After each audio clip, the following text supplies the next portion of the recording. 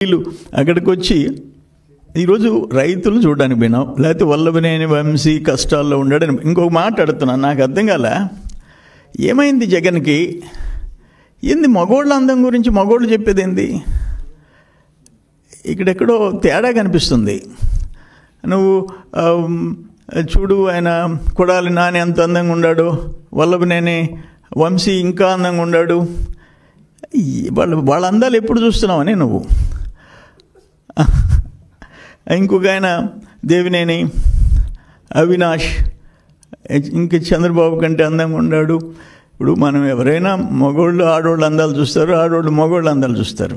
మగోళ్ళు అందాలు చూడటం అనేది బహుశా ఫస్ట్ టైం జగన్మోహన్ రెడ్డిలో ఎక్కడో తేడా కనిపించిందని అందరూ అనుకుంటారు. నేను అనటం లేదు. పబ్లిక్ ఏమంటుందంటే ఇది ఎప్పటి నుంచి మొదలైంది, అట్లుంది పరిస్థితి. అది ఏదైనా అమ్మ సరే పాపం ఆయనకు చూపిస్తామంటే విజయమ్మ లేదు, భారతమ్మన్న కొంచెం మంచి సైకియాట్రిస్ట్ దగ్గరకో ఎవరికో తీసుకోపోయి ఆ ట్రీట్మెంట్ ఇప్పిస్తే బాగుంటుందేమో అని. అవినాష్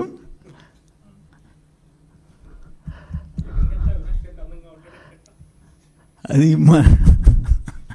వాళ్ళు అంటున్నారంట వెనక. మేమన్నది అయ్యా స్వామి, వాళ్ళ మనుషులు జగన్ కంటే అవినాష్ బాగుంటాడని చెప్పారంట ఆయనకుండే టీం. అది పరిస్థితి. Okay,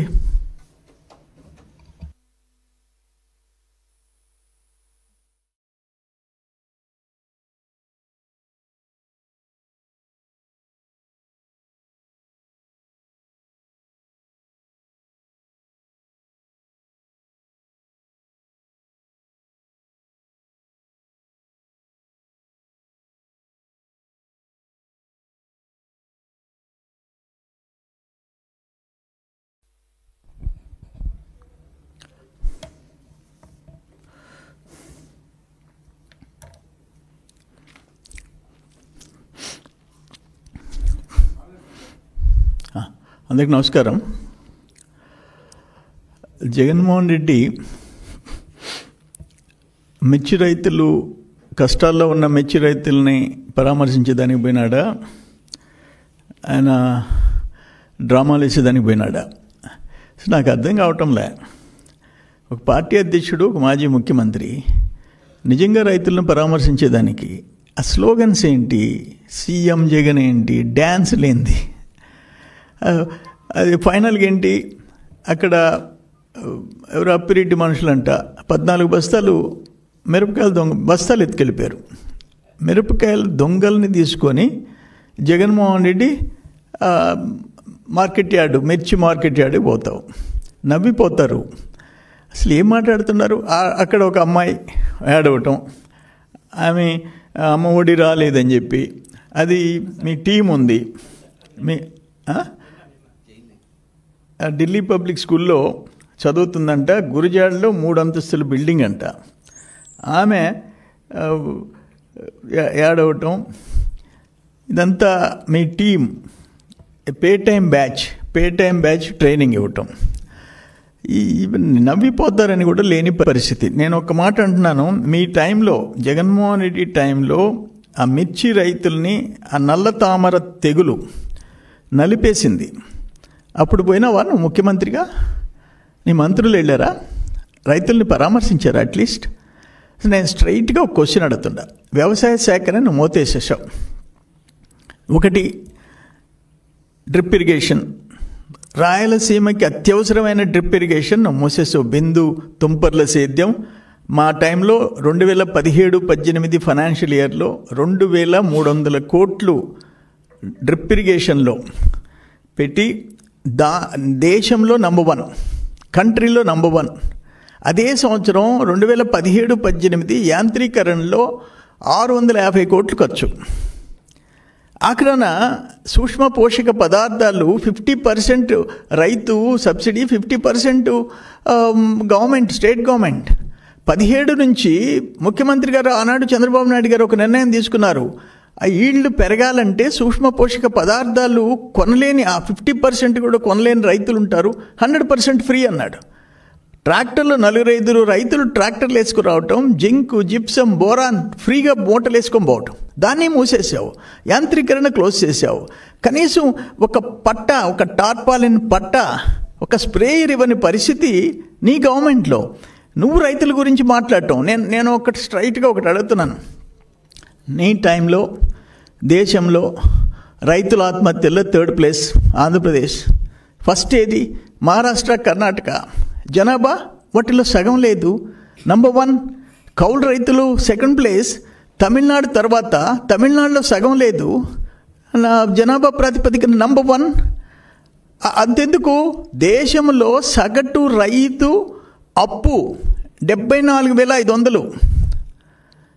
but Andhra Pradesh 2,45,000. 2,45,000.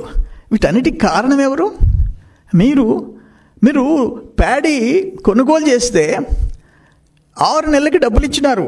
6 నెలలకి నువ్వు ఇప్పుడు మాట్లాడుతుండవు. ఇదిగో GOMS నంబర్ 28 డేటెడ్ 9/1/2020, అంటే 9 జనవరి 9, 2020లో గవర్నమెంట్ ఆఫ్ ఆంధ్రప్రదేశ్ మిర్చికి ఇచ్చిన రేటు రెడ్ చిల్ 7,000 రూపాయలు పర్ క్వింటాల్, 7,000 రూపీస్. 23లో కూడా అదే చేసావు నువ్వు. ఈరోజు అక్కడ మిర్చి 11,500, 12,000 నుంచి 13,000కి పోతుంది. రోజుకి 400-500 పెరుగుతుంది. అయినా మా ముఖ్యమంత్రి చంద్రబాబు నాయుడు గారు క్లియర్గా 10 ఐటమ్స్ ఇచ్చి వీటిని పరిశీలించి రైతుల కష్టాల్లో కేంద్ర ప్రభుత్వం ఆదుకోవాలని చెప్పి పంపించారు. రేపు కేంద్ర మంత్రిని కలవబోతున్నారు, ఢిల్లీలో కలవబోతున్నారు. తమరు ఎప్పుడన్నా ఢిల్లీకి పోయినప్పుడు రైతుల గురించి కేంద్రంతో ఎప్పుడన్నా మాట్లాడారా? కేసులు, బెయిళ్ళు, జైళ్ళు తప్ప ఏ రోజన్నా ప్రయత్నం చేశారా? 2001 సంవత్సరంలో రైతులకి 2017లో 15,000 రూపాయలు క్వింటాల్కి 1,500 రూపాయలు మేము ఇన్సెంటివ్ ఇచ్చింది గవర్నమెంట్. మిర్చికి రేటు తగ్గిపోతుంటే 1 క్వింటాల్కి 1,500 రూపాయలు ఇన్సెంటివ్ ఇచ్చింది. నువ్వు ఎప్పుడన్నా ఇచ్చావా అని అడుగుతున్నా నేను. అసలు దారుణాలు, రైతుల విషయంలో దారుణాలు చేసింది ఎవరంటే జగన్మోహన్ రెడ్డి. ఒక సిస్టమ్స్, కేంద్ర ప్రభుత్వం డ్రిప్ ఇరిగేషన్కి 60% సబ్సిడీ ఇస్తుంది, 40% మనం ఇస్తాము. నువ్వు ఎందుకు క్లోజ్ చేసావు? ఎవడిచ్చాడు నీకు హక్కు? ఇటువంటి దారుణాలు చేసి దేశంలో తలసరి అప్పు నంబర్ 1, దేశంలో ఆత్మహత్యల్లో నంబర్ 1. అటువంటి వాడివి ఈరోజు పోయి ఆడ చిందులేస్తా, ఎగరతా, డ్యాన్సులు వేస్తా, స్లోగన్స్ ఇస్తా, అమ్మాయి చేత యాక్ట్ చేయించి మీ ఐపాక్ టీము ఇది నవ్వాలో ఏడవాలో అర్థం కాని పరిస్థితి. నీకు అసలు ఆ సీరియస్నెస్ లేదా?